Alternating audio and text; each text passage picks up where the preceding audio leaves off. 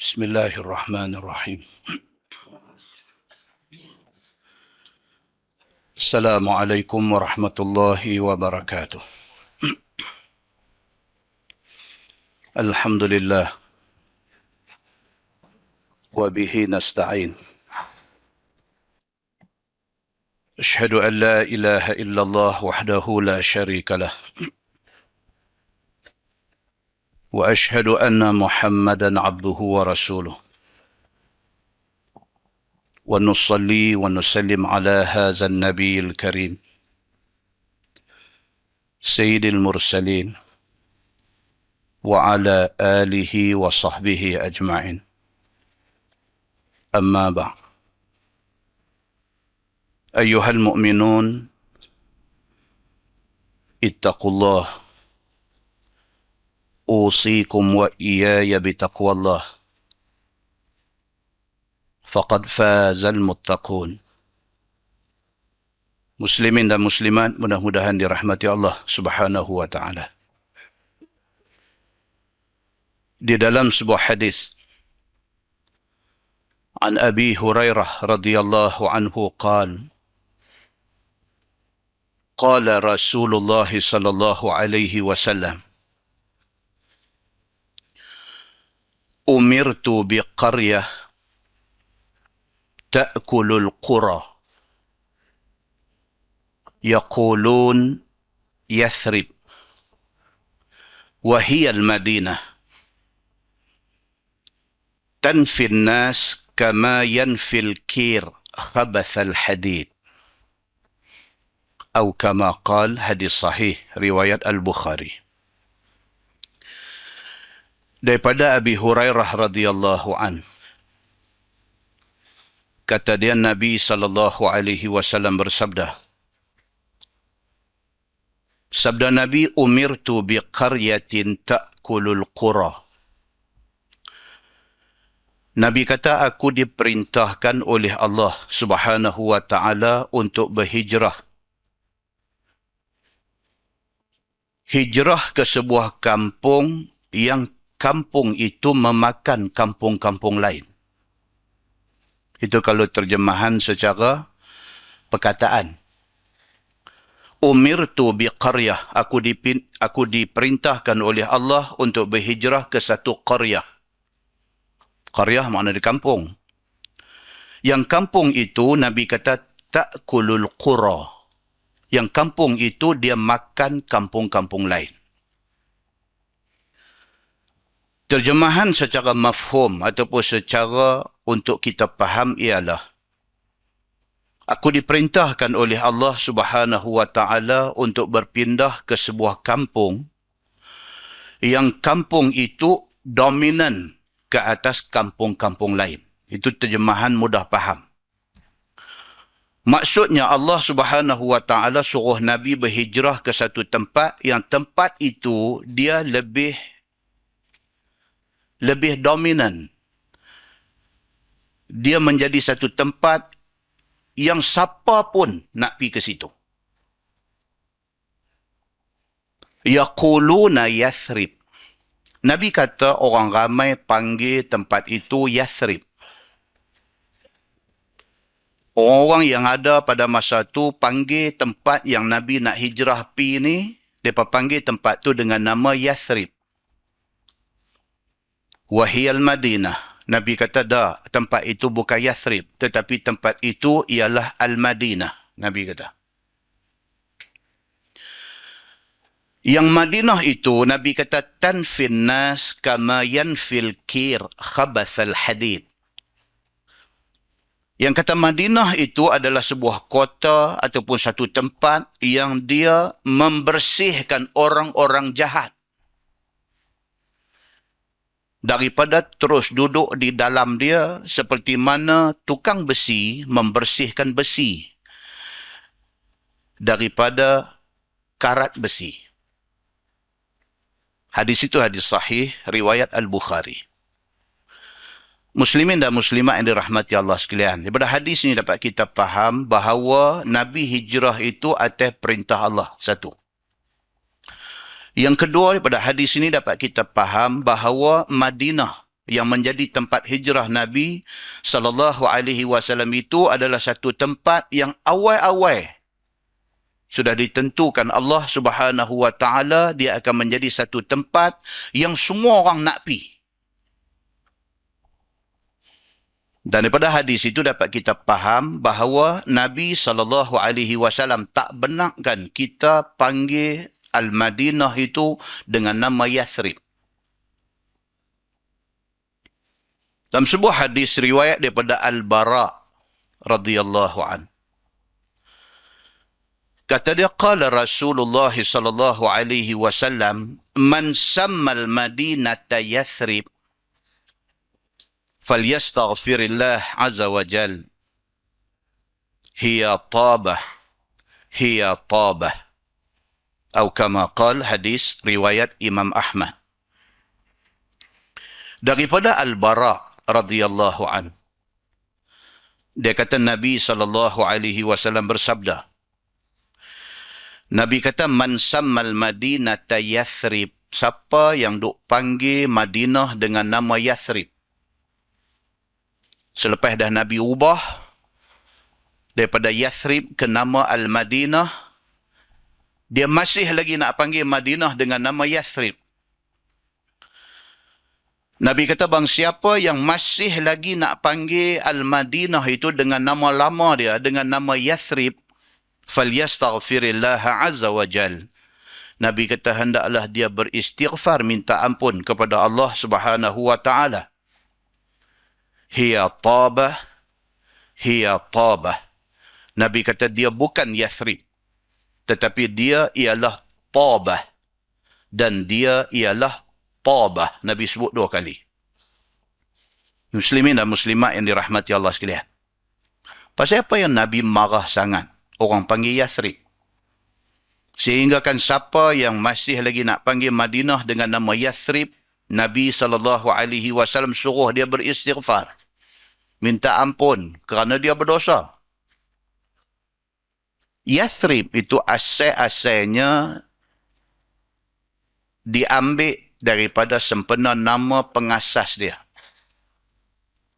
Yathrib itu nama orang. Iaitu Yathrib bin Qani'ah. Itu nama pengasas, orang yang pi buka Madinah ini. Masalahnya ialah bukan masalah dengan dia ni. Bukan masalah dengan Yathrib bin Qani'ah. Dia ni tak ada masalah. Dia ni keturunan Nabi Nuh alaihi salam. Masalah ialah perkataan tu. Perkataan Yathrib itu makna tak elok. Perkataan Yathrib yang ambil daripada perkataan Tharaba. Tharaba bermakna fasad dalam bahasa Arab. Tharaba makna dia rosak. Ataupun kalau diambil perkataan Yathrib itu daripada perkataan Tathrib dalam bahasa Arab. Tathrib makna dia mencerca ataupun mengeji. Ataupun Tathrib juga membawa maksud revenge. Membawa maksud balas dendam. Sama ada dia membawa maksud rosak, ataupun dia membawa maksud cerca, ataupun dia membawa maksud revenge, dendam, semua tu perkataan tak elok. Perkataan yang membawa makna tak elok. Maka apabila Yathrib, apabila Madinah dipilih oleh Allah untuk dijadikan tempat Nabi hijrah, dia tidak sesuai lagi dipanggil dengan nama yang membawa makna tak elok. Maka Madinah start daripada tu dikenali dengan nama-nama yang baik-baik. Sama ada dipanggil dia Al-Madinah yang membawa makna bandar. Al-Madinah makna dia bandar. Ataupun dipanggil dia Tabah, makna dia baik. Ataupun dipanggil juga dia dengan nama Taibah. Kalau tuan-tuan pergi hari ini ke Madinah, nama hotel, cuba tengok. Dia panggil apa? Dallah Taibah. Dallah Taibah ambil daripada nama Madinah. Salah satu daripada nama Madinah ialah Taibah ataupun Tabah ataupun Al-Madinah ataupun Darus Sunnah ataupun banyak lagi nama-nama yang disebutkan di dalam hadis Nabi sallallahu alaihi wasallam. Dalam sebuah hadis lain riwayat daripada Jabir bin Samurah radhiyallahu an. Kata dia, sami'tu Rasulullah sallallahu alaihi wasallam yaqul, Inna Allah Ta'ala sammal madinata Tabah. Atau kama qal, hadis sahih, riwayat Imam Muslim. Daripada Jabir bin Samurah radhiyallahu an. Kata dia, aku dengar Nabi SAW bersabda, Nabi kata, Inna Allah Ta'ala sammal madinata Tabah. Nabi SAW kata, sesungguhnya Allah Subhanahu Wa Ta'ala menamakan Al-Madinah ini dengan nama Tabah.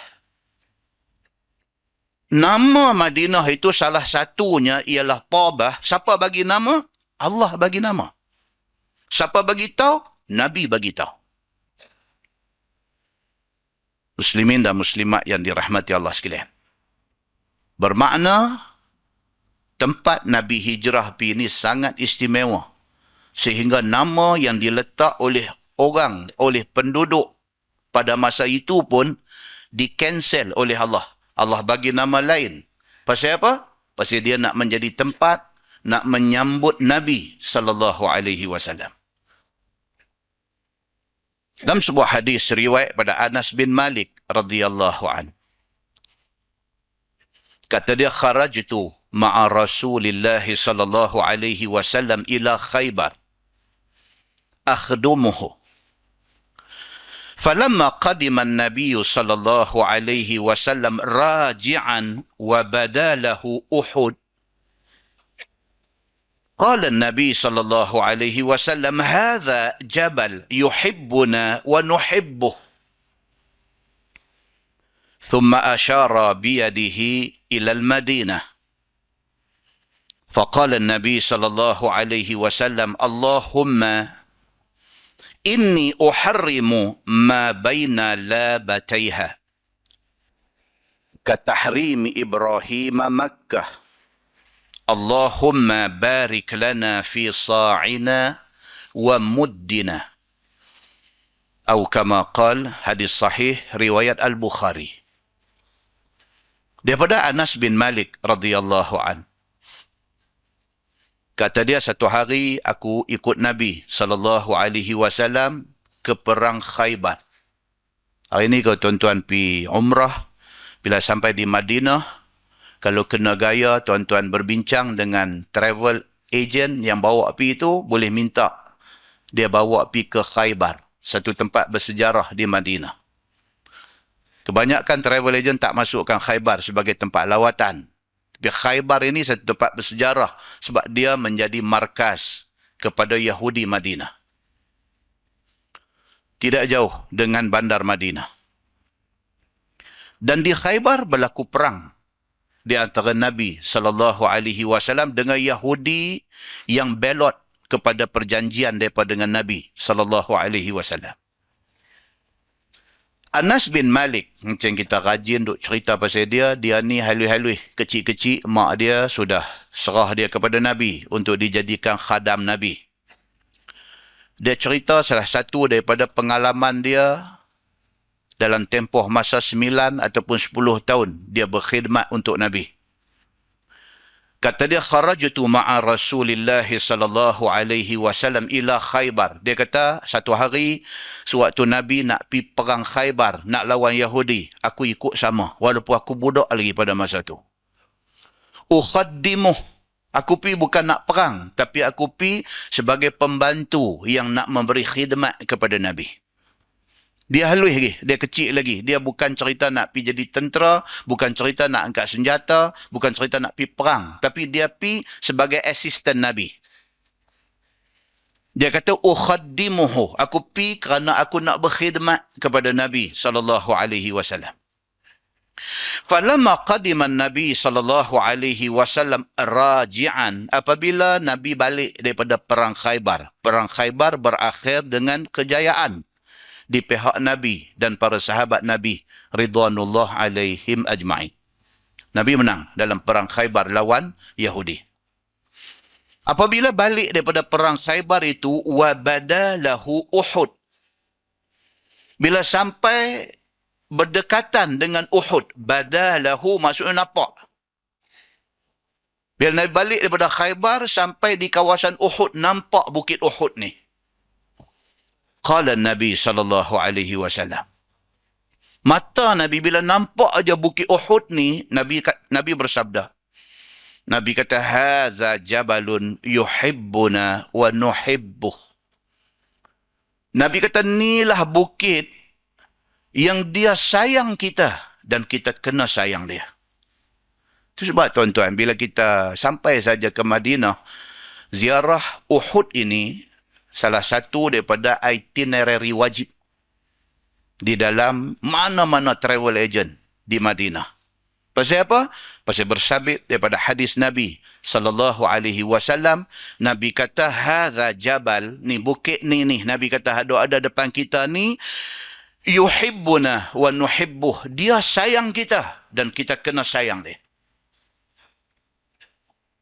Pasal apa dia dipanggil Bukit Uhud, tuan-tuan? Tuan-tuan pergi umrah 5 kali dah, pergi haji sekali. Bukit Uhud ni pasal apa orang panggil dia Bukit Uhud? Daripada perkataan ahad. Daripada perkataan wahid. Wahid, ithnain, thalatha, arba'a, khamsa. Wahid makna dia apa? Satu. Ahad makna dia apa? Tunggal. Bukit Uhud.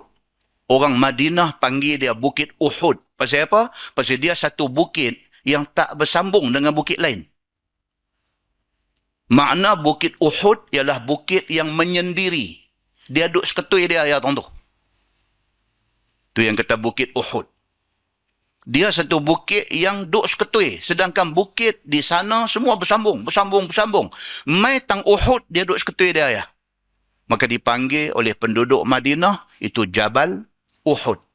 Satu bukit yang duduk menyendiri. Duduk satu dia aja. Dan dia berlain dari segi color. Wallahu alam pasal apa. Bukit lain di Madinah, tuan-tuan tengok semua color kehitam-hitaman. Mai Uhud ni dia color kemerah-merahan. Daripada zaman Nabi sampai keluar ni. Di antara spesial dia apa? Pasal Nabi kata, hadza jabal yuhibbuna wa nuhibbuh. Ni, Bukit Uhud ni satu-satunya bukit yang dia sayang ke kita. Nabi kata, wa nuhibbuh. Dan kita wajib kena sayang dia.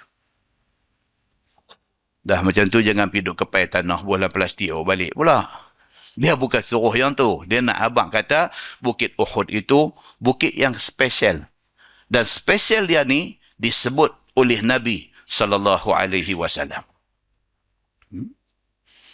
Lagi spesial Uhud ni apa dia? Berlaku perang di situ yang dinamakan Perang Uhud. Yang berakhir dengan 70 sahabat Nabi syahid di situ. Termasuk bapa penakan Nabi, Hamzah bin Abdul Muttalib. Bila mati saja Hamzah syahid di dalam Uhud ni, Nabi menangis ni. Allah yang tahu. Tuan-tuan, pasal apa Nabi sedih sangat apabila Hamzah, pak penakan dia mati? Pasal apa? Di ketika adik-beradik lain tidak memihak, tidak mempertahankan, tidak melindungi Nabi, Hamzah bangkit mempertahankan Nabi. Dan balik kepada cerita apabila Umar bin Al-Khattab mai nak jumpa Nabi untuk kali pertamanya selepas daripada cerita surah Taha. Tapi tampang adik dia tengah baca surah Taha, lepas itu dia mai rumah Al-Arqam bin Abil Arqam, tempat Nabi duk sampaikan dakwah dia. Bila mai sahaja, Umar yang pada masa tu terkenal sebagai gangster Mekah, orang yang mula bangkit berdiri di depan Nabi, tangan pegang pedang ni, siapa dia? Hamzah bin Abdul Muttalib.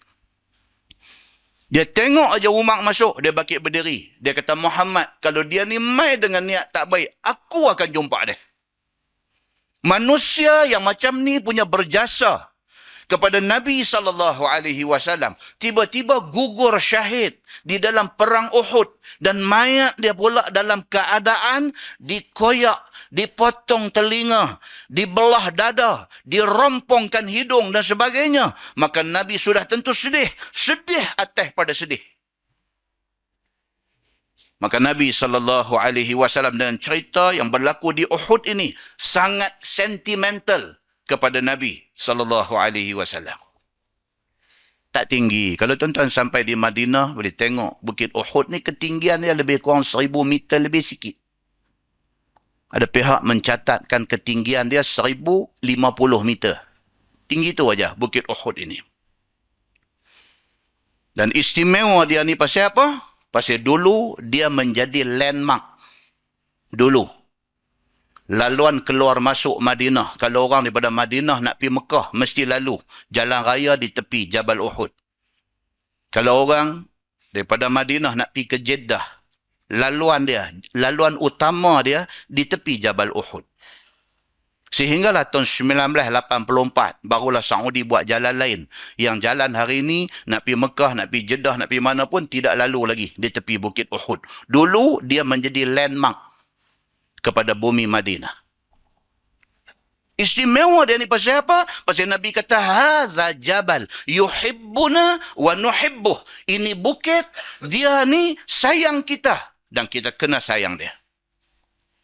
Summa asyara Nabi sallallahu alaihi wasallam biyadih ilal Madinah. Lepas dah Nabi habang tentang istimewa Bukit Uhud, Nabi tengok ke arah Madinah. Nabi angkat jari dia tunjuk ke arah Madinah. Faqala Nabi sallallahu alaihi wasallam, Allahumma inni uharrimu ma baina labataiha. Nabi kata, ya Allah, ya Tuhanku, aku mengharamkan, aku menjadikan bumi Madinah ini sebagai tanah haram. Itu maksud dia. Ya Allah, Allahumma inni uharrimu. Ya Allah, ya Tuhanku, dengan ini aku menjadikan bumi Madinah itu tanah haram. Ma baina labataiha. Di antara dua bukit hitam ini. Satu lagi bukit, dia ada balik sana Masjid Quba. Itu sempadan Madinah. Satu lagi dia ada di belakang Al-Air. Dia ada di belakang Jabal Uhud. Itu kawasan menjadi boundary. Dia jadi border kepada tanah haram Madinah. Kalau pergi sana esok, kita Masjid Quba, kita mesti sampai. Sampai Masjid Quba, belakang Masjid Quba tu ada satu bukit besar. Itu bukit sempadan tanah haram Madinah. Bila kita pergi di Uhud, belakang Bukit Uhud ada satu bukit. Itu sempadan tanah haram Madinah. Di antara dua ini, Nabi SAW kata, aku jadikan dia tanah haram katahrimi Ibrahim Makkah.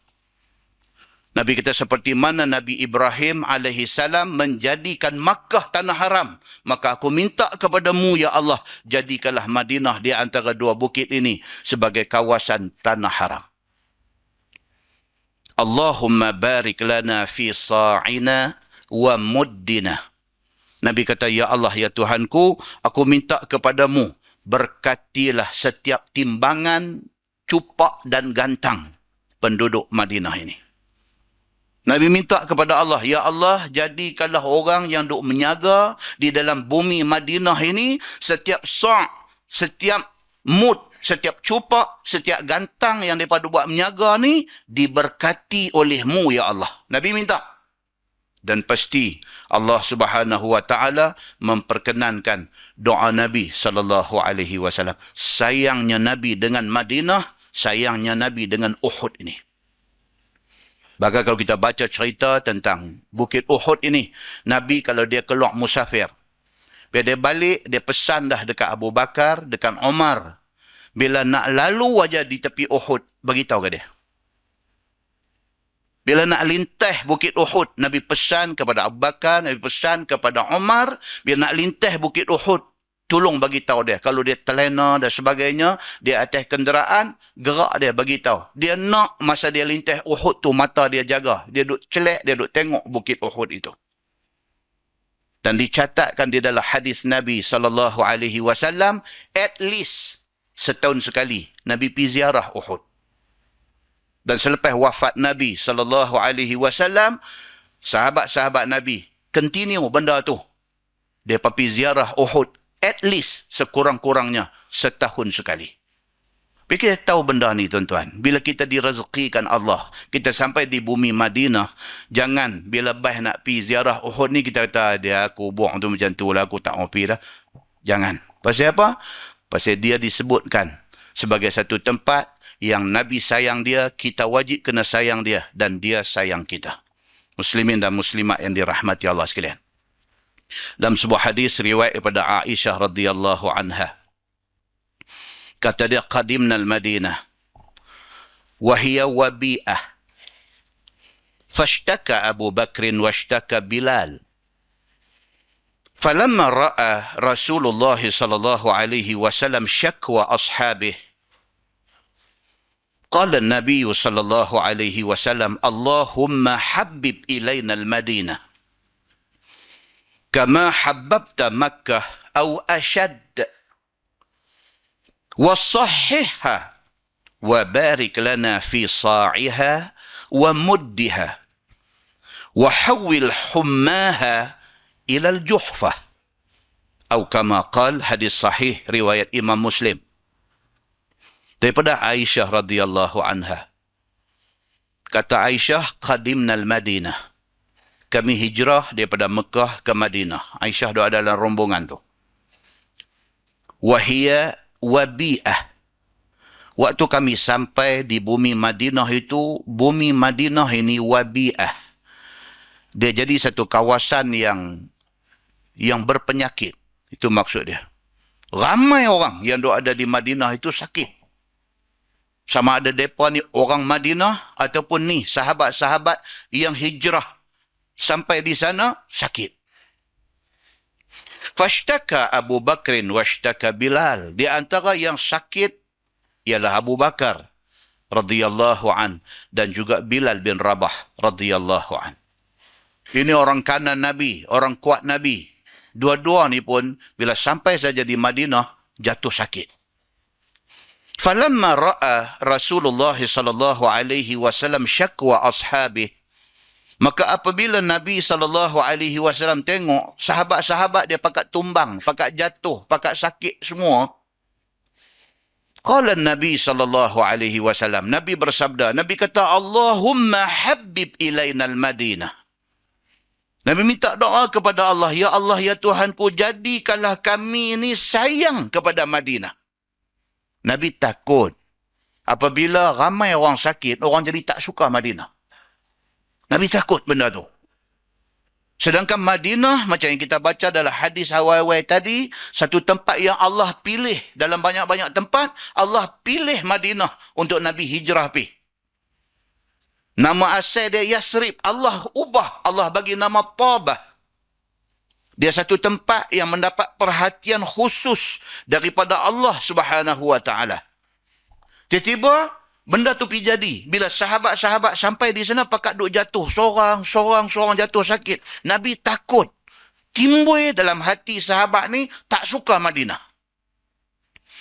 Maka Nabi SAW doa, Allahumma habib ilaina al-Madinah. Ya Allah, minta tolong. Jadikanlah hati kami ni sayang dengan Madinah ni. Kama habbabta Makkah au asyad. Nabi kata, macam mana yang engkau jadikan hati kami sayang dengan Mekah. Sahabat-sahabat Nabi tumpah darah, beranak, membesar di Mekah. Tiba-tiba mai perintah suruh hijrah. Nak tinggal Mekah tu dengan hati yang berat. Tapi oleh kerana perintah Allah suruh hijrah, mereka hijrah. Macam mana sayangnya mereka dekat Mekah, Nabi minta supaya Allah jadikan mereka sayang kepada Madinah ni. Bahkan, au asyad. Ataupun kalau boleh, Nabi kata, jadikanlah hati-hati kami ni lebih sayang Madinah daripada Mekah. Itu dia. Tapi takat tu kita baca, kita tahu dah macam mana Madinah ini di hati Nabi SAW. Bila kita sampai di sana, esok kita kena ingat benda ni. Kena ingat ni, bumi Madinah ni satu bumi yang Allah suka, yang Nabi sangat suka. Nak masuk tu, duk nampak kubah hijau, duk nampak menara tu, air mata ni mau keluar. Pasal apa? Pasal kita direzekikan Allah untuk sampai di bumi betuh ni. Maka disebut dalam hadis ni, Nabi kata, ya Allah, jadikanlah hati kami ni cinta kepada Madinah. Macam mana engkau jadikan kami cinta kepada Mekah? Kalau boleh, asyad, lebih pada kami cinta Mekah. Begitu. Wasahihha, dan Nabi minta, ya Allah, ya Tuhanku, jadikanlah bumi Madinah ini bumi yang sehat orang yang duduk di dalamnya. Doa Nabi. Ya Allah, jadikanlah bumi Madinah ni, siapa duduk dalam dia, sehatkan dia. Wa barik lana fi sa'ina wa muddina. Lagi sekali Nabi minta, ya Allah, jadikanlah orang yang berurus niaga di dalamnya diberkati segala sukat dan timbangnya.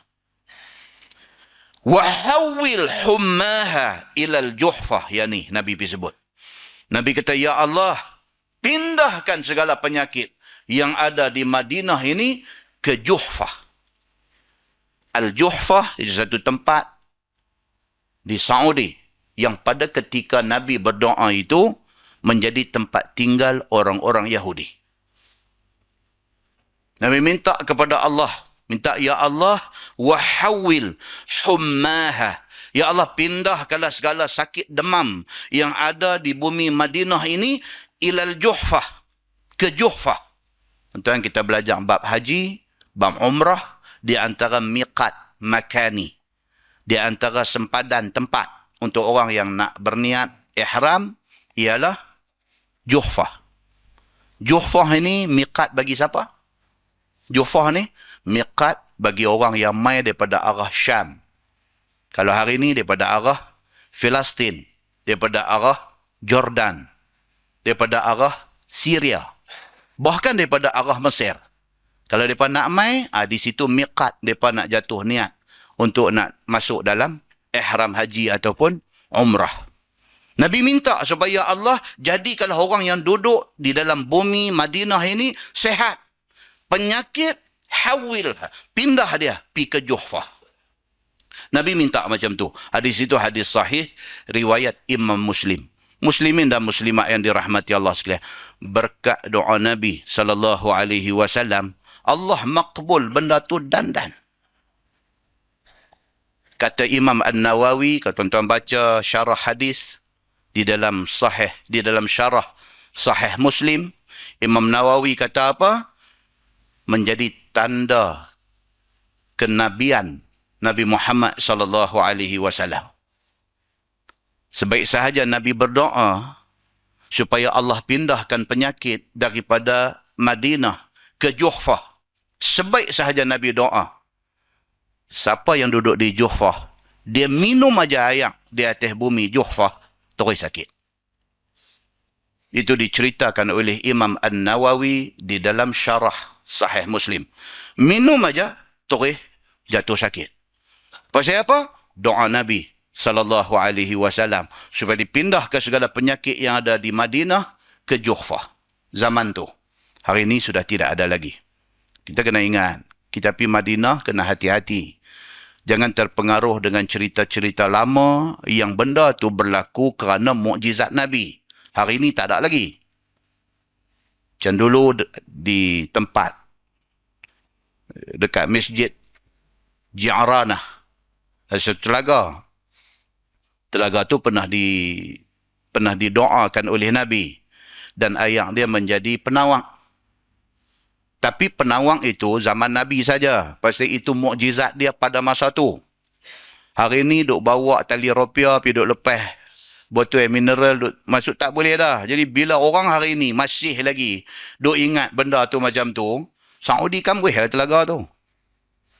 Saudi kambuh lah. Pasal apa ni, puak nak jadi karut ni ramai. Orang marah kat Saudi atas tuduhan dia memusnahkan tempat-tempat bersejarah. Dia bukan saja nak memusnahkan tempat tu. Tapi kalau dia tak musnahkan, orang ni nak memusnahkan akidah mereka. Itu cerita dia. Kalau Saudi tak bertindak pergi kambuh telaga tu, telaga ni dan sebagainya, puak nak buat karut ni banyak. Yang pergi Mekah, pergi duk tawah, pergi duk cium hiliang, pergi duk jilat dinding Kaabah ni pun satu. Tapi tak adalah sampai dia nak pergi kata Kaabah tu buang. Tapi ni, puak ni, ya Allahu Akbar. Muslimin dan muslimat yang dirahmati Allah sekalian. Jadi berkat doa Nabi ni, apabila Nabi minta supaya disehatkan orang yang duduk di Madinah, wahawilha, pindah ni, wahawil hummaha, segala penyakit sakit demam hak ada ni, pindah pergi ke Juhfah. serta-merta Juhfah sudah kena benda tu. Dalam sebuah hadis lain riwayat Al-Bukhari, dia kata an Abdullah radhiyallahu anhuma fi ru'ya Nabi sallallahu alaihi wasallam fil Madinah. Qala Nabi sallallahu alaihi wasallam ra'aitu imra'atan sauda tha'iratar ra'si kharajat minal Madinah hatta nazalat bimahya'ah فتأولتها أن وباء المدينة نقل إلى مهيعة وهي الجحفة أو كما قال حديث صحيح رواية البخاري. Abdullah bin Umar bin Al-Khattab radhiyallahu an, anak Sayyidina Umar, dia kata apa? Nabi SAW selepas Nabi berdoa tu, Allah datangkan mimpi kepada Nabi. Lepas daripada Nabi minta doa supaya dijadikan Madinah ni bumi sehat, penyakit pindah pergi ke Juhfah. Lepas daripada Nabi doa tu, Nabi bermimpi. Dalam hadisnya Nabi kata apa? Ra'aitum ra'atan sauda tha'iratar ra'si. Nabi kata dalam mimpi aku diperlihatkan satu perempuan hitam. Imra'atan sauda. Satu perempuan hitam, tha'iratar ra'si, dengan rambut mengerebang seragum. Tha'irah ni rambut kunyai ni. Diperlihatkan kepada Nabi dalam mimpi dia satu perempuan dengan rambut mengerebang seragum, kharajat minal Madinah hatta nazalat bimahya'ah. Perempuan yang rambut seragum ni keluar daripada Madinah, dia pergi ke Mahya'ah. Dan kata Nabi, yang dikatakan Mahya'ah itu ialah Juhfah. Itu dua nama. Satu orang panggil Mahya'ah, satu orang panggil Juhfah. Nabi mimpi satu perempuan dengan rambut seragum, tak pakai tudung, keluar daripada bumi Madinah, berjalan, pergi sampai ke Juhfah. Dia duduk di situ. Fata'awwaltuha. Nabi kata, maka aku mentakwilkan mimpi itu. Nabi mentafsirkan mimpi itu. Nabi kata apa? Anna waba al-Madinah nuqila ila Mahya'ah, yakni Juhfah. Nabi kata, mimpi aku itu membawa maksud. Perempuan yang tak pakai tudung, rambut seragum ni, dia ni keluar daripada Madinah, pergi ke Juhfah. Perempuan itulah penyakit. Menjadi simbol bahawa penyakit sudah tinggalkan Madinah dan sudah berada di Juhfah. Nabi mimpi. Lepas pada dia doa, dia mimpi. Lepas pada tu jadi apa yang disebutkan di dalam syarah Sahih Muslim, penduduk Juhfah minum air terus jatuh sakit. Muslimin dan muslimat yang dirahmati Allah sekalian. Dalam sebuah hadis lain riwayat daripada Abi Hurairah radhiyallahu anhu, kata dia anin Nabi sallallahu alaihi wasallam qal al-Madinatu haramun faman ahdatha fiha hadathan aw awa muhdithan fa'alaihi la'natullah wal malaikah wan nasi ajma'in la yuqbalu minhu yawmal qiyamati adlun wala sarfun atau kama qala, hadis sahih riwayat Imam Muslim. Nabi SAW bersabda, Nabi kata al-Madinatu haramun. Madinah itu adalah tanah haram, Nabi kata. Tuan-tuan jangan keliru. Tanah haram Madinah tidak sama dengan tanah haram Makkah. Dari segi, kalau buat benda yang dilarang di Makkah, kena dam. Tapi kalau buat benda yang dilarang di Madinah, tidak ada dam. Cuma, orang yang buat benda yang dilarang itu disuruh bertaubat dan tidak mengulangi lagi kesilapan itu. Situ dia ada beza dia. Tapi apapun, Nabi kata al-Madinatu haramun. Madinah itu tanah haram. Faman ahdatha fiha hadathan. Nabi bagi warning. Barang siapa yang sampai di Madinah, dia pijak kaki dia di bumi Madinah, jangan ada di kalangan mereka ni yang ahdatha fiha hadathan. Jangan ada siapa yang piduk mereka-reka ibadat yang tidak diajak oleh Nabi di situ. Pasal itu bumi Nabi, itu bumi Rasulullah sallallahu alaihi wasallam. Biar kita sampai sana, kita jangan sekali-kali buat benda yang muhdithan, benda yang direka-reka. Jangan. Dalam bahasa di Malaysia ni orang kata benda bid'ah. Jangan pergi duk buat di bumi Madinah. Pasal apa? Pasal Nabi duk ada di sana. Jangan kita pergi duk reka buat satu benda yang Nabi tidak buat, yang Nabi tidak pernah ajak, apatah lagi yang Nabi larang di dalam hadis dia. Jangan. Nabi kata, "Faman ahdatha fiha hadathan." Bang siapa yang pi di bumi Madinah, pi duk mereka-reka buat benda yang Nabi tak buat. Au awa muhdithan. Ataupun dia tak buat, dia pi tolong orang buat. Dia tak buat. Tapi orang duk buat benda bid'ah karut ni, dia pi tolong. Jangan, Nabi kata. Fa'alaihi la'natullah wal malaikah wan nasi ajma'in. Siapa yang buat benda yang Nabi tak buat, yang dia pi mereka-reka hal ibadat di bumi Madinah, maka ke atasnya layak kena laknat Allah, laknat malaikat dan laknat manusia seluruhnya. La yuqbalu minhu yawmal qiyamati adlun wala sarfun. Nabi kata, dan di hari akhirat esok dia akan kena azab dan tak ada satu benda yang boleh tebus dia, lepas dia daripada azab itu. Maksudnya berat tak berat tuan-tuan? Berat. Jangan pergi duk merepet, pergi duk mereka benda pelik-pelik duk buat di bumi Madinah. Jangan. Yang tu kena selalu kena ambil ingat. Kadang-kadang hak pergi jadi merepet ni, mutawif hak bawa kita tu, dia tu yang merepek. Bukan kita yang pergi ni. Kita ni pergi tak tahu apa. Kita ni bila pergi, kepala kita ingat satu ya. Mutawif ni betul semua. Dia yang merepek. Dia duduk ajak kita, dia buat tahlil lah sebagainya di Madinah. Tak apalah tahlil tu. Bacaan Quran, zikir dan sebagainya. Walaupun tidak dibentuk oleh Nabi sebegitu rupa. Piduk abang pula. Dia kata, tuan-tuan dan puan-puan, ibu-ibu, bapa-bapa, jaga-jaga kita jangan sekali-kali sampai tidak ada yasinan, tidak ada tahlilan. Kerana malam Jumaat ya, ibu-ibu, bapa-bapa, malam Jumaat itu arwahnya kembali ke rumah. Arwahnya kembali ke rumah, diketuknya pintu rumah, ditanya anak cucunya, mana yasinannya, mana tahlilannya. Kita dengar ni buai. Aku, jangan. Sedangkan itu bumi Madinah.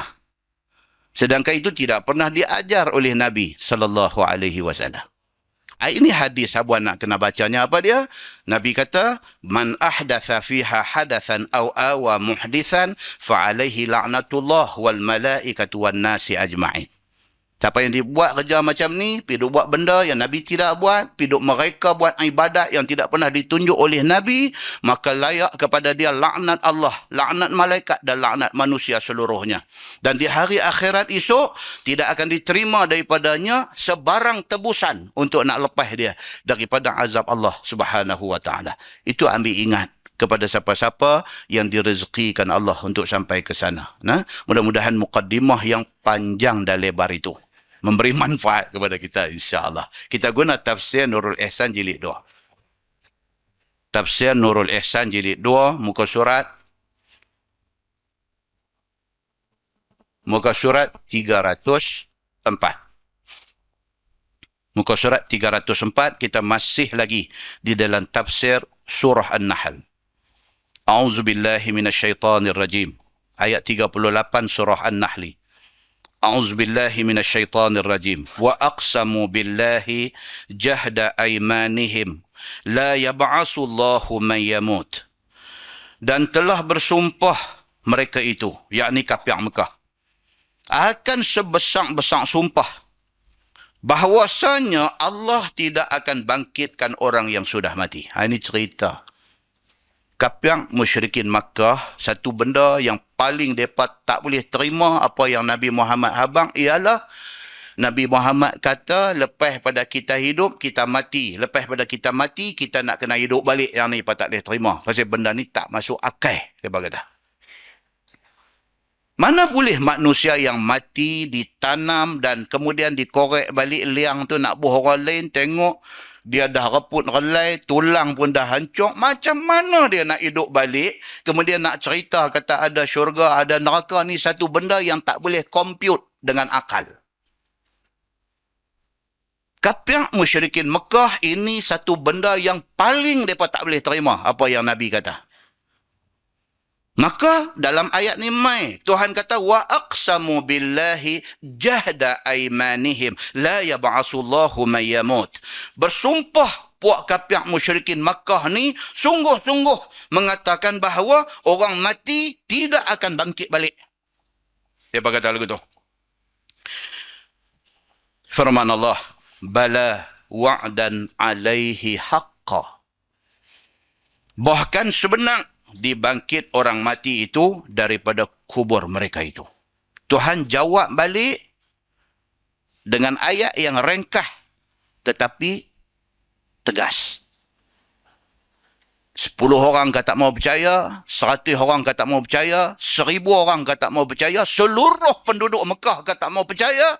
Tuhan kata aku nak abang dekat hampa, bala wa'dan alaihi haqqa. Tuhan kata, bahkan aku nak abang kat hampa, benda yang aku sebut, kata orang mati akan dihidupkan balik, itu benar, Tuhan kata. Tuan-tuan, bila kita bagi tazkirah di kubur, benda kita sebut, ketahuilah bahawa mati itu benar. Ketahuilah bahawa, kita sebut benda ni, cerita dalam kubur itu benar. Ketahuilah bahawa muka dan nakir itu benar. Ketahuilah bahawa. Pasal apa? Pasal kita nak pahat masuk dalam hati orang. Ini perkara sam'iyat. Sam'iyat maksudnya perkara yang telinga boleh dengar tapi tak boleh tunjuk bukti dalam bentuk visual. Kalau orang tanya Ustaz, lah saya nak minta Ustaz tolong. Saya minta dekat Ustaz tolong satu. Bagi satu bukti bagi saya boleh percaya penuh. Kata ada muka dan nakir duk tanya orang dalam kubur. Tuan-tuan nak buat macam mana? Tuan-tuan nak petik satu handphone selit pergi dengan mayat tu, lepas tu duk dengar di atas ni, dengar malaikat main man rabbuka. Siapa Tuhan hang? Man nabiyuk. Siapa nabi hang? Bolehkah dengar? Tak boleh. Pasal apa? Alam mereka yang mati ni dipanggil alam barzakh. Barzakh ni maksud dia apa? Dinding. Barzakh itu maksud dia dinding. Mereka sudah masuk ke satu alam yang mendinding antara mereka dengan kita. Sebarang teknologi, sistem telekomunikasi tidak boleh melepasi barzakh itu. Tak boleh. Pasal apa? Pasal benda ni dah ditentukan Allah Subhanahu Wa Taala. Dia kata kalau macam tu saya susahlah nak percaya. Hang nak percaya, hang tak mau percaya, itu hang punya pasal. None of my business. Dia bila marah, dia macam orang putih. Kan? Hang nak percaya, hang tak mau percaya, itu hang punya hal. Hang punya pasal. None of my business. Tak ada kena mengena dengan urusan aku. Tuhan sendiri pun dia kata apa? Apabila penduduk Makkah, kafir musyrikin Makkah, bersumpah dengan sesungguh-sungguh sumpah. Kata hak ni satu mereka tak boleh percaya. Kata orang mati nak hidup balik ni satu benda yang kami mati hidup balik pun kami tak percaya. Tuhan jawab simple. Tuhan kata bala wa'dan alaihi haqqa. Bahkan Tuhan kata apa yang aku janji tentang mati hidup balik ini haqqa. Itu benar. Tuhan kata. Hang nak percaya, hang tak mau percaya, hang punya pasal, hang mati, kita settle benda ni. Muslimin dan muslimat yang dirahmati Allah sekalian. Bahkan sebenar dibangkit orang mati daripada kubur mereka itu. Telah janji Allah Subhanahu Wa Taala atas bangkit orang mati daripada kubur itu sebagai janji yang sebenar-benar. Tuhan jawab macam tu. Walakinna aktsaran nasi la ya'lamun. Akan tetapi kebanyakan manusia tak tahu yang demikian itu. Manusia ni jangan tuan-tuan bercakap tentang hal muka nakir dalam kubur. Ni cerita Raqib dengan Atid duk tulis ni pun bukan semua orang percaya. Raqib dengan Atid, illa ladaihi raqibun atid. Dalam Quran kata, melainkan di sisinya, di sisi setiap manusia itu ada raqib, ada atid. Yang kerja mereka ni menulis. Kalau orang beriman betul dengan adanya raqib dan atid ini, kalau beriman betul, dia pergi mana pun dia tak buat salah. Tapi apabila manusia ada tempat dia tak buat salah, ada tempat dia buat salah, maknanya dia mengalami krisis keyakinan terhadap adanya raqib dan atid. Bermakna dia sama dengan kafir musyrikin Makkah yang tak percaya tentang munkar dan nakir, tak percaya tentang syurga dan neraka. Sama. Muslimin dan muslimat yang dirahmati Allah sekalian. Walakinna aktsaran nasi la ya'lamun. Akan tetapi kebanyakan manusia tak tahu depa yang demikian itu, kerana tiada percaya mereka itu akan khabaran Rasul sallallahu alaihi wasallam. Apa Nabi habang depa tak percaya. Itu masalah depa. Firman Allah, liyubayyina lahumul ladzi yakhtalifuna fihi, supaya menyata bagi mereka itu akan perkara yang bersalahan mereka itu, yakni kafir dengan orang mukmin padanya, iaitu tentang azab orang kafir dalam neraka dan nikmat mukmin di dalam syurga. Apa tujuan Tuhan bagi orang mati hidup balik? Apa tujuan dia? Salah satu daripada tujuan dia supaya benda ni esok di hari akhirat mereka tahu kata apa hak Nabi doa abang ni betul. Walaupun sudah terlambat. Dah hari akhirat dah. Tetapi Tuhan masih lagi nak mereka tahu. Kata mereka silap masa di atas dunia. Selain daripada itu apa dia? Dengan adanya hari kebangkitan semula, segala orang yang dizalimi boleh menuntut keadilan dia. Dalam dunia tuan-tuan, bukan semua orang yang masuk penjara tu salah. Ni dunia. Bukan semua orang, di mana dunia sekalipun dia duduk, bukan semua orang yang masuk penjara itu salah. Dan bukan semua orang yang tak pernah disentuh oleh tindakan undang-undang itu betul. Berapa banyak orang yang untouchable, orang putih kata. Untouchable. Dia ni orang tak boleh sentuh. Jangan kata sentuh, dekat dengan dia pun tak boleh. Dia buatlah apa pun di atas dunia ni, dia ni untouchable. Dia tak boleh disentuh. Benda yang orang lain tak boleh buat, dia buat tak salah. Benda apa pun dia boleh buat di atas dunia ni. Kalau tidak ada hari pembalasan, tidak adil kepada orang semua. Dan ada orang yang sampai ke tahap dibicarakan dan dijatuhkan bukan sahaja hukum penjara, hukum bunuh. Dia salah. Tak semua. Berapa ramai orang yang dijatuhkan hukum bunuh sedangkan dia orang baik. Baru ni apa jadi di Bangladesh ke di mana baru ni? Allahu Akbar. Pimpinan kepada Jamaat Islami Bangladesh. Photo tells 1,000 stories. Tonton tengok muka dia ya. Tonton tak akan kata dia orang jahat. Dia kena hukum bunuh. Tonton tengok muka dia ya. Foto muka dia cukup menceritakan semua. Bukan kata penyokong dia, orang yang tak sokong dia, orang yang duduk atas pagang, orang yang mungkin menentang dia. Tapi bila tengok muka dia, hati kecil mereka nyut mai dalam hati kecil mereka. Ish. Kalau nak hukum dia ni pun janganlah sampai mati. Dia nyut mai dalam hati. Pasal apa tu? Pasal dia tahu itu orang baik. Tapi dunia menjatuhkan hukum mati pada dia. Semayang mayat dia sampai di celah-celah pokok ribuan manusia. Ratusan ribu manusia turun pergi semayang. Pasal apa? Pasal manusia tahu dia orang baik. Tapi dia dihukum mati di Bangladesh. Kalau tidak ada kehidupan semula selepas mati, apa jadi dengan orang macam ni? Dia ada hak untuk menuntut keadilan dia di hari akhirat esok. Muslimin dan muslimat yang dirahmati Allah. Maka Allah Subhanahu wa taala bagi tahu, liyubayyina lahumul ladzi yakhtalifuna fihi. Tujuan dia apa dia? Supaya itu menjadi bukti bahawa mereka itu, orang kafir itu, di hari akhirat esok tahu kata depa salah dalam menilai perkara ini. Firman Allah, waliya'lamal ladzina kafaru annahum kanu kadzibin. Dan Allah hidupkan semula orang yang mati ni supaya ketahui oleh segala kafir bahawa mereka dusta sekaliannya kerana mengingkari bangkit kubur itu. Lagi sekali Tuhan ulang. Benda ni aku jadikan kehidupan selepas mati ni supaya orang-orang kafir ni kena mengaku bahawa selama ni pendirian yang mereka ambil mengatakan apa yang Nabi kata tu tak betul, adalah tak betul. Depa tu yang tak betul, bukan Nabi yang tak betul. Muslimin dan muslimat yang dirahmati Allah sekalian. Kita ingat balik hadis yang kita pernah baca dulu. Bagaimana Nabi SAW bila selesai perang Badar, Nabi perintahkan supaya segala kapiak Quraisy yang kalah dalam perang Badar ini diheret. Bi'arba'atin wa 20.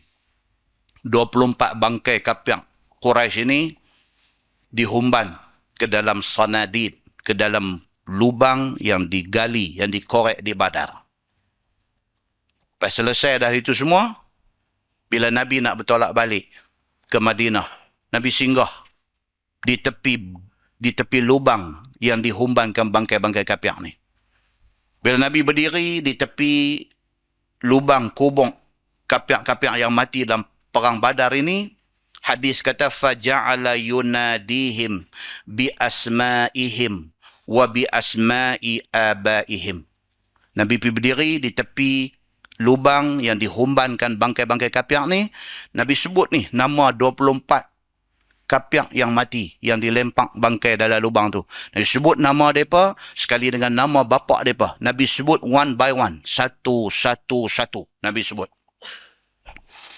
Nabi kata, ya fulan ibn fulan, ya fulan ibn fulan. Nabi sebut, wahai siapa bin siapa. Nabi sebut. Ayasurrukum annakum ata'tumullaha wa rasulah. Fa inna qad wajadna ma wa'adana rabbuna haqqa. Fahal wajadtum ma wa'ada rabbukum haqqa. Nabi pergi berdiri di tepi lubang bangkai kapiak ni, dihumban ni. Nabi kata, wahai nama sekian bin sekian, wahai nama sekian bin sekian. Nabi tanya, ni aku nak tanya hampa semua. Nabi duduk bercakap di tepi lubang ni. Nabi kata, aku nak tanya hampa semua. Baik, now, adakah apa yang Tuhan hampa duk habaq kat hampa betul? Kami orang Islam, apa yang Tuhan kami habaq dekat kami, semuanya betul. Nabi bercakap lagu tu. Seolah-olah macam mereka ni tak mati. Seolah-olah macam mereka dengar cakap Nabi. Berdiri di tepi tu, Nabi kata lagu tu, ni aku nak tanya hampa, adakah selama ni apa yang hampa duk pegang, apa yang hampa duk percaya, apa yang hampa kata Tuhan hampa duk bagi tahu ni, adakah semua tu betul?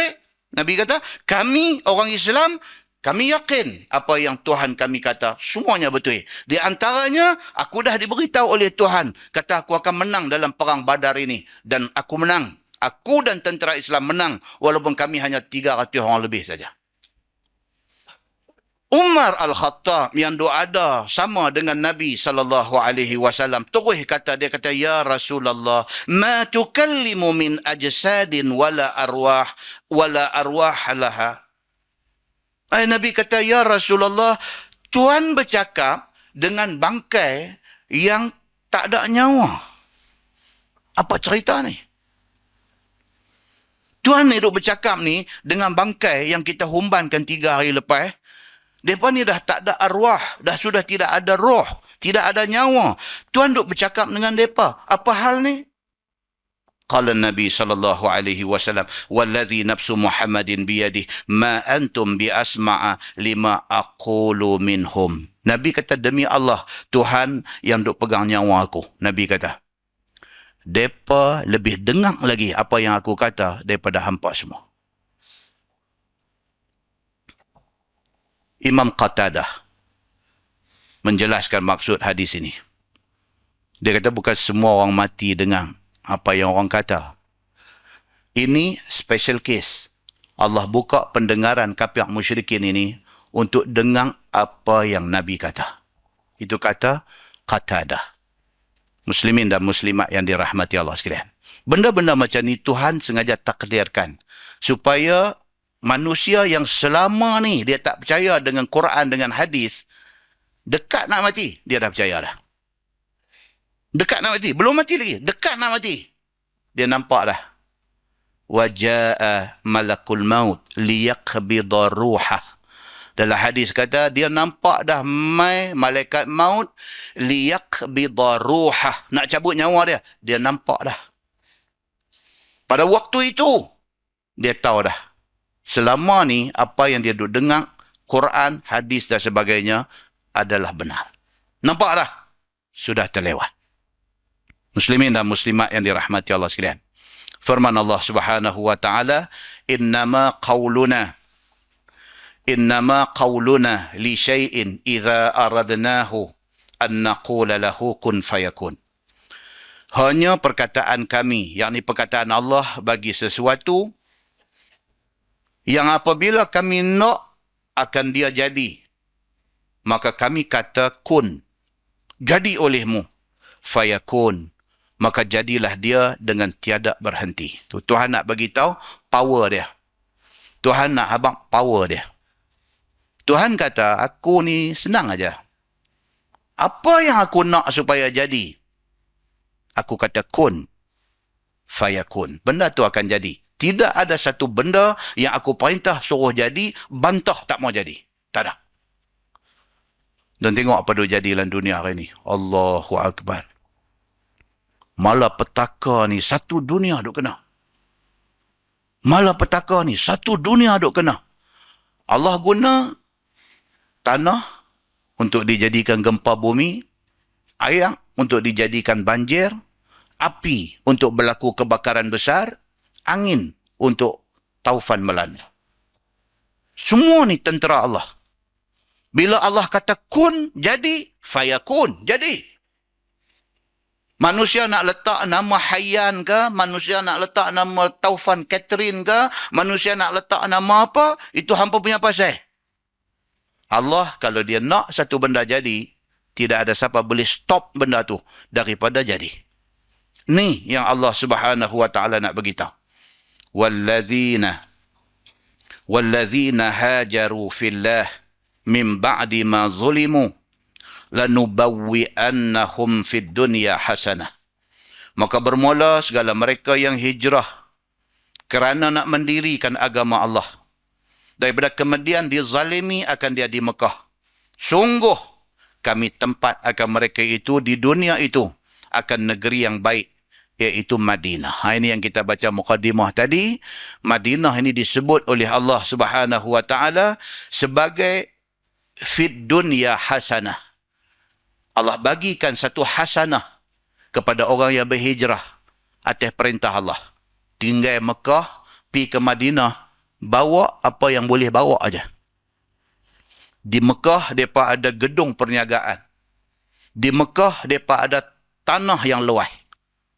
Di Mekah, mereka ada bisnes yang sudah established.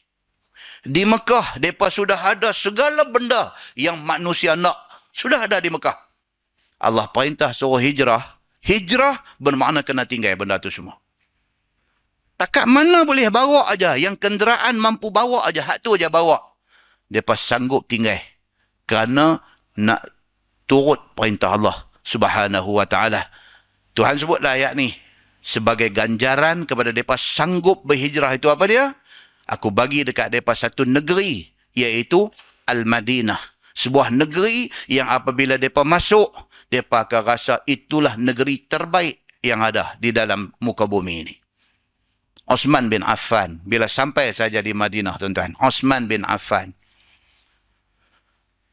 orang-orang yang ada di Madinah ni, geng-geng Ansar, sahabat-sahabat Nabi Ansar ni, dah dipesan oleh Nabi.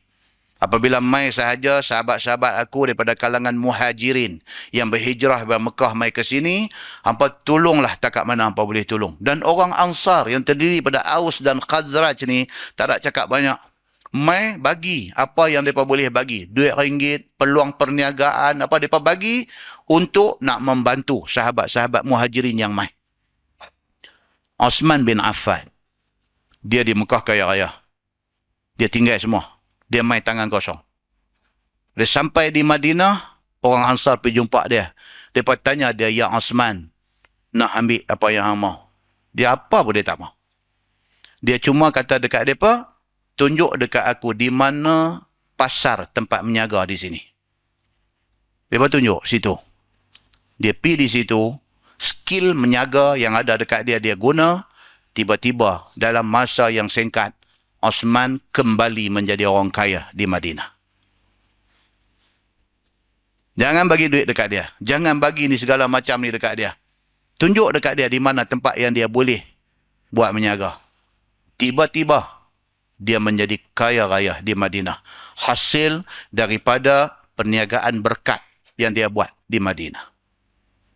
Apa jadi tuan-tuan? Di antara sumbangan besar dia. Hari ni kalau kita pergi Masjid Nabawi semayang, kita mahu ingat satu. Expansion. Pembesaran masjid pada zaman Nabi SAW.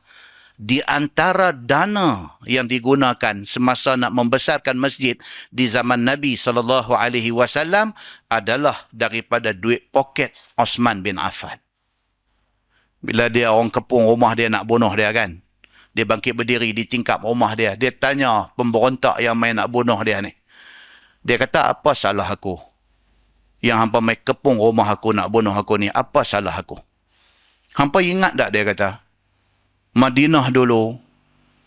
Telaga apa pun yang ada di Madinah yang menjadi sumber minuman kepada penduduk Madinah ni. Air semua masin. Kecuali Bi'ru Rumah. Kecuali Telaga Rumah nama dia. Nabi bangkit berdiri. Nabi kata, siapa yang ada duit dan nak buat kebajikan kepada orang yang ada, bagilah dana untuk kita beli telaga tu. Supaya dia dapat dijadikan telaga yang air dia dapat diminum oleh seluruh penduduk Madinah. Semua orang sengap. Osman bangkit. Dia kata, ya Rasulullah, aku belikan telaga itu. Ni dia sebut balik, dia ungkit balik benda yang dia buat ni. Pasal orang nak, manusia ni tuan-tuan bukan kenang jasa. Manusia ni sangat mudah melupakan jasa orang.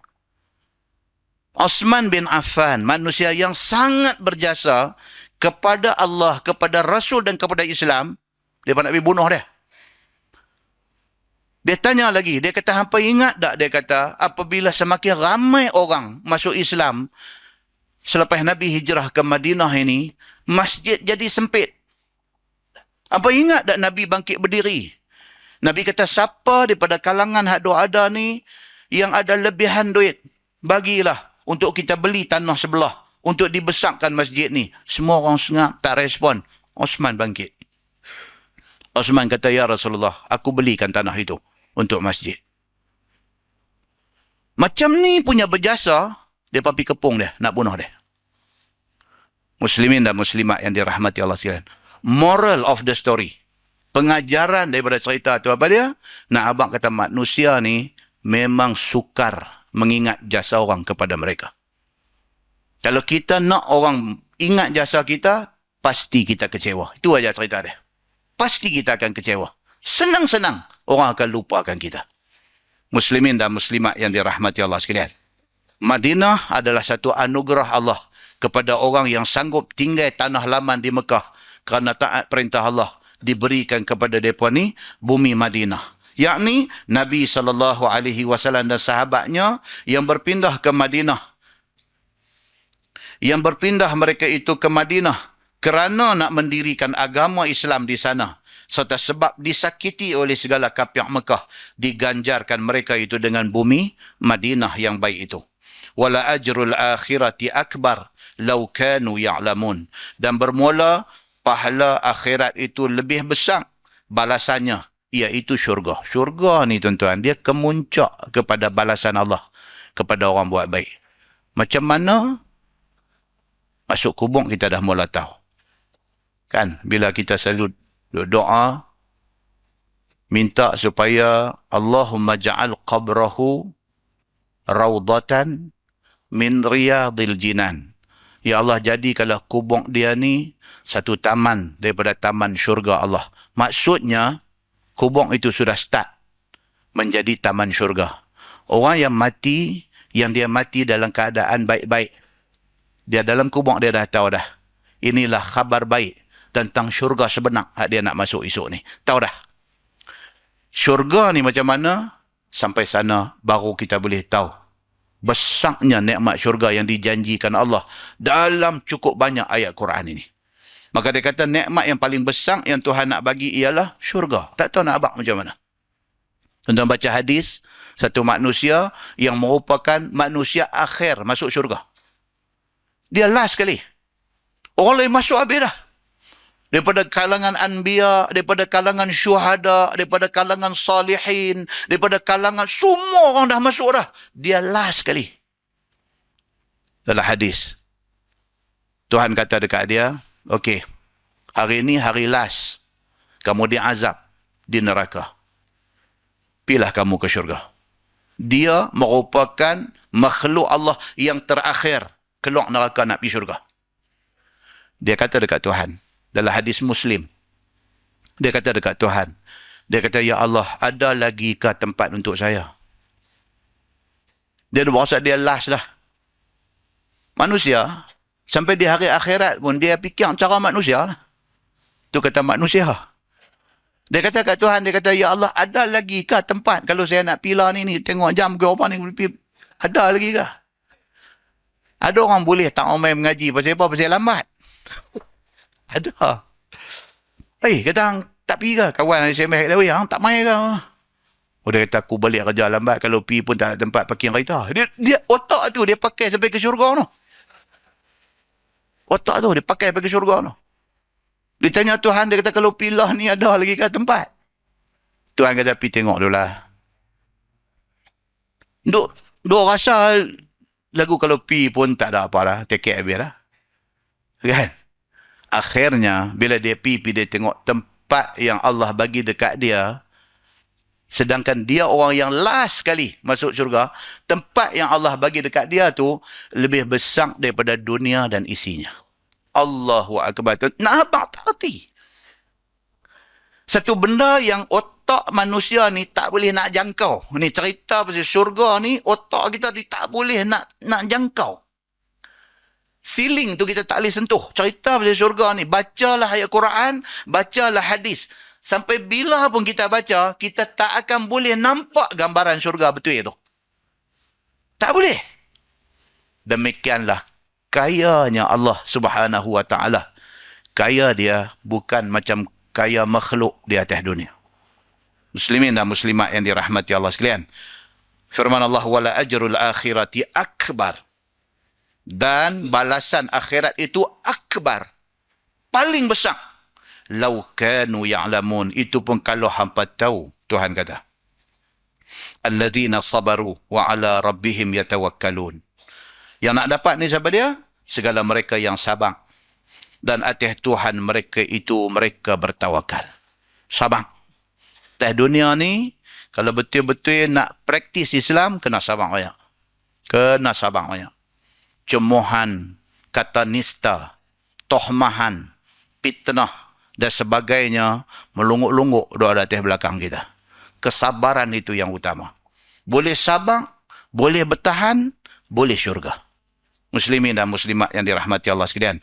Artinya, sabar, kalau dalam konteks Nabi hijrah ke Madinah ni, sabar atas menyakiti kafir Mekah. Dan sabar, waktu nak hijrah ke Madinah tu, sabar tu. Nabi kita baca, hijrah Nabi ni penuh dramatik, dia kata. Hijrah Nabi daripada Mekah ke Madinah ni sangat dramatik.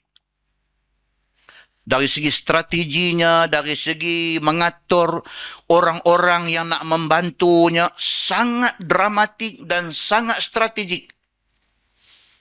Nak ganti orang, nak keluar bila, nak mengatur siapa untuk bawa makanan ke Gua Thur, nak suruh siapa pula bawa kambing, nak menghilangkan jejak kaki orang yang duk pergi hantar makanan dengan duk pergi sampai maklumat tentang perkembangan Makkah dan kafir musyrikin yang duk cari Nabi tu, to the detail. Sampai ke tahap yang detail tu Nabi atur. Bila dia ni mai, anak Sayyidina Abu Bakar As-Siddiq pi bawa makanan, bawa apa, balik jejak kaki tu, panggil pula satu orang belah kambing, bagi kambing pi latam kawasan tu, bagi hilang tapak kaki orang jalan. Sampai begitu sekali perancangan dibuat oleh Nabi SAW. Nak boleh lepas daripada Makkah, nak boleh sampai di border Madinah, yang ditunggu dan disambut oleh orang Madinah tu, perjalanan itu sangat dramatik. Satu orang yang banyak membaca dan pandai bercerita pun tidak akan mampu memberi gambaran 100% apa yang dilalui oleh Nabi SAW dan Abu Bakar As-Siddiq radhiyallahu an. Dah sampai dah di Madinah no. Sambut ni, penduduk Madinah ni sambut Nabi daripada sempadan no. Berebut-rebut minta Nabi duduk rumah mereka. Nabi lepas unta dia. Nabi tak mau bagi ada orang kecil hati kalau Nabi pilih. Nabi lepas unta dia. Unta dia jalan-jalan-jalan pergi duduk di satu tempat. Bila duduk di situ, mai satu orang, Abu Ayyub Al-Ansari. Dia ambil beg Nabi, apa pekakeh Nabi, segala bekalan Nabi ni. Dia pergi cempung, bawa pergi rumah dia. Rumah dia dengan tempat unta berhenti tu tak jauh. Dia bawa pergi. Nabi kata apa? Aku mengikut bersama dengan barang aku. Nabi pergi rumah Abu Ayyub Al-Ansari. Benda tu kalau diceritakan balik, patut dengan janji ganjaran yang disebut Allah Subhanahu Wa Taala yang akan diterima oleh orang-orang yang berhijrah ini. Dan Sabang dengan hijrah ke Madinah itu, kerana nak menzahirkan Islam, maka direzeki akan mereka itu daripada jalan yang tiada dapat dikira-kira. Tuhan bagi balik dekat mereka segala benda yang mereka tinggal di Mekah dengan sesuatu yang lebih berharga daripada benda itu semua. Nah, wallahu a'lam. Lepas ni kita masuk wa ma arsalna min qablika illa rijalan nuhi ilaihim.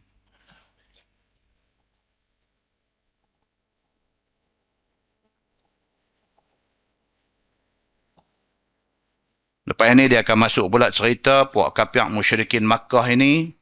Dia buat cerita lain pula. Tadi dia kata dia tak percaya pasal orang mati boleh hidup balik. Dia mai pula, dia kata awak. Ini yang kata duk cari excuse, duk cari alasan untuk tak mau ikut Nabi. Ayat yang akan datang ni pula, dia pergi guna alasan, kata awak yang Tuhan ni pi lantik hang Muhammad bagi jadi Nabi. Malaikat duk ada, awak tak suruh malaikat jadi Nabi. Dia cakap lagu tu pula dah. Oh, puan ni menyakit hati sungguh depan ni. Dia buat ni, ayat yang akan datang ni, وَمَا أَرْسَلْنَا مِنْ قَبْلِكَ إِلَّا رِجَالًا نُوحِي إِلَيْهِمْ. Dan tidaklah kami utuskan, bukan zaman Muhammad aja, bahkan zaman Nabi-Nabi sebelum Muhammad lagi, tidaklah kami utuskan sebagai Nabi, melainkan rijalan nuhi. Melainkan Nabi itu orang laki-laki yang menerima wahyu. Pasal apa? Pasal orang kafir, dia tak terima. Dia kata, kami bukan masalah ajaran ni. Dia kata, ni alasan untuk tak terima. Kami bukan masalah dengan ajaran Islam ni. Kami masalah dengan hang, Muhammad. Tak pasal apa yang Tuhan pilih lantik hang. Sedangkan malaikat tu ada. Dia kata, awak tak suruh malaikat jadi Nabi. Pergi duk cakap lagu tu pula. Pening lah. Lepas tu dia main ayat yang akan datang tu, ayat popular. Dia kata, fas'alu ahla zikri in kuntum la ta'lamun. Hampa pergi tanya orang yang reti kalau hampa tak reti. Dalam masyarakat Arab, Quraisy di Makkah, mereka percaya kepada rahib Yahudi dan Nasrani. Walaupun mereka sembah berhala, tapi orang alim Taurat dan alim Injil, mereka respect. Di antaranya siapa dia? Waraqah bin Naufal. Dia alim agama Samawi. Orang macam Waraqah mereka boleh percaya.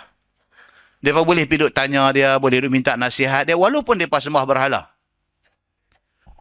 Maka turun ayat, Tuhan kata, fas'alu ahla dzikri in kuntum la ta'lamun. Kalau dah hampa percaya kepada orang alim Yahudi, hampa percaya kepada orang alim Nasrani, dalam kih Nabi Muhammad ni, manusia yang dilantik menjadi Nabi, hampa kata awak lantik manusia, awak tak bagi malaikat, cuba hampa pergi tanya orang-orang yang alim kitab Taurat, orang yang alim kitab Injil ni, hampa pergi tanya mereka, Nabi-Nabi sebelum Muhammad ni, malaikat ke manusia? Pergi tanya. Oleh kerana hampa percaya kepada alim Yahudi, kepada alim Nasrani. Hampa pergi tanya mereka ni. Isa dulu malaikat ke? Musa dulu malaikat ke? Nabi-Nabi dulu malaikat ke? Pergi tanya. Fas'alu ahla dzikri in kuntum la ta'lamun. Itu ayat popular yang ramai ustaz bila ceramah duk sebut ayat tu. Ayat tu rupanya berkaitan dengan kisah ini. Muslimin dan muslimat yang dirahmati Allah sekalian. Kemudian yang akan datang lagi, dia akan mai lagi kisah tentang kuasa Allah Subhanahu Wa Ta'ala. Dan selepas dia cerita tentang kekuasaan Allah Subhanahu Wa Ta'ala, dia tanya manusia, Macam tu punya kuasa Allah. Hampa tak rasa gerun ke? Tuhan tanya. Kita akan tengok apakah kuasa Allah yang disebutkan itu. Kita tangguh dengan tasbih kafarah dan suratul As. Subhanakallahum. Asyhadu an la ilaha illa anta. Bismillahirrahmanirrahim. Innal insana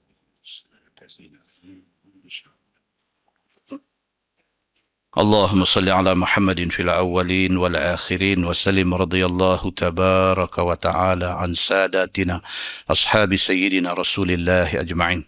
بسم الله الرحمن الرحيم. الحمد لله رب العالمين حمدا يوافي نعمه ويكافئ مزيده. يا ربنا لك الحمد كما ينبغي لجلال وجهك الكريم وعظيم سلطانك. رضينا بالله ربا وبالإسلام دينا وبمحمد نبيا ورسولا. اللهم افتح علينا فتوح العارفين وارزقنا فهم النبيين بجاه خاتم المرسلين. اللهم فقهنا في الدين وعلمنا التأويل واهدنا صراطك المستقيم. اللهم أرنا الحق حقا وارزقنا اتباعه وأرنا الباطل باطلا وارزقنا اجتنابه. اللهم اجعل جمعنا جمعا مرحوما وتفرقنا من بعده تفرقا معصوما. وصلى الله على محمد وعلى آله وصحبه وسلم والحمد لله رب العالمين. السلام عليكم.